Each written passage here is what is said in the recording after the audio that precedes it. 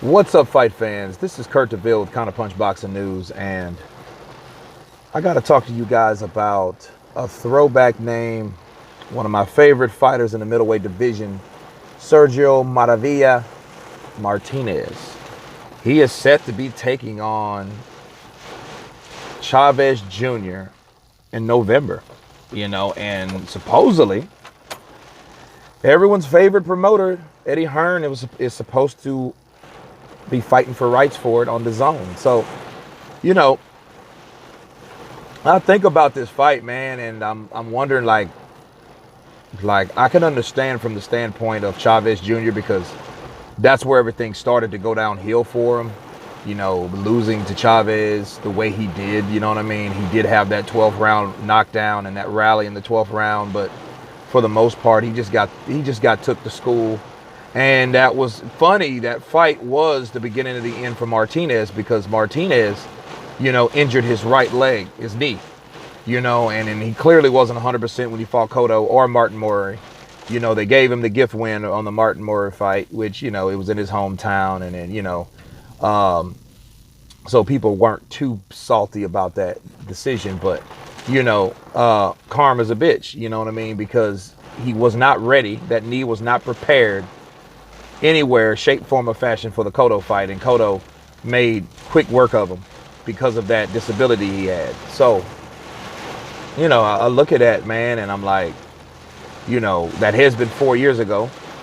Is it healed?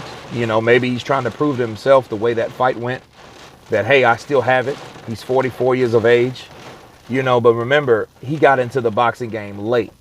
He was always athletic. He was a cyclist before then, so his style was, hit would not get hit. He had a very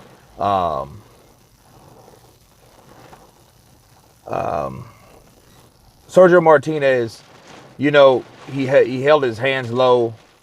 He had a very unorthodox style, but it was an exciting, fan-friendly style. Whereas Chavez Jr., it's supposed to be at 168. I don't know. I mean, I don't know how valid this is simply because, Chavez Sr. let this out of the bag, by the way, and but it is headlines, it is both of these guys' Twitter. They're training for this fight. Chavez Jr. looks like he's like my size. He's like 230. You know what I mean? And I don't know. I don't see. He looks that way anyway. He's a big boy. He's not like his dad. His dad is a lot smaller. He's naturally a lot bigger.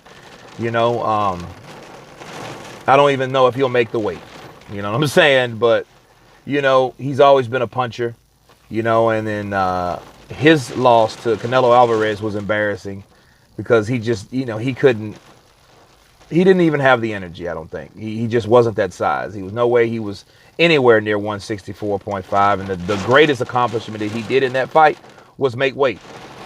But that weight drenched him and starched him and killed him. So, I don't know. I mean,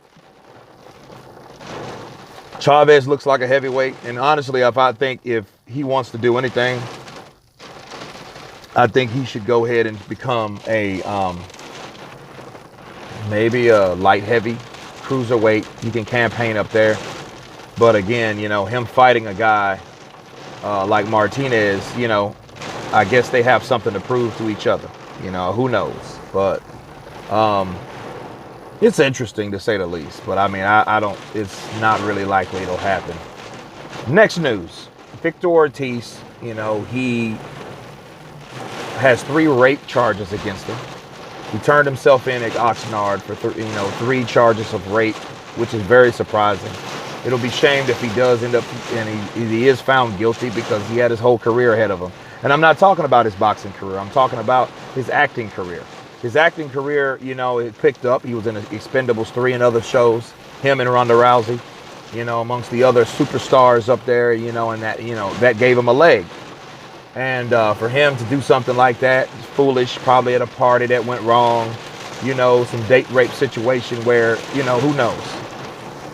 But it would be unfortunate. However, the good news is, he's out on bail, and the fight with him and John Molina is still on. So that's a good thing. You know what I mean? So at least if he does get found guilty, he can make some money, to pay his bail back, right?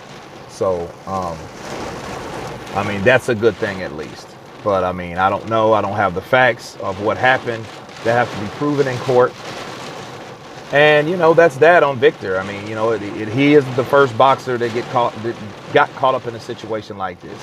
You know what I mean? Ask Mike Tyson, ask Tony Ayala, ask a lot of fighters that got in unfortunate situations. Some were guilty, some weren't guilty. Some were like, I don't know. You know, it's down the middle. So anyway, you guys tell me what you think about this particular fight and situation. Please subscribe, and you guys been counterpunched. Peace.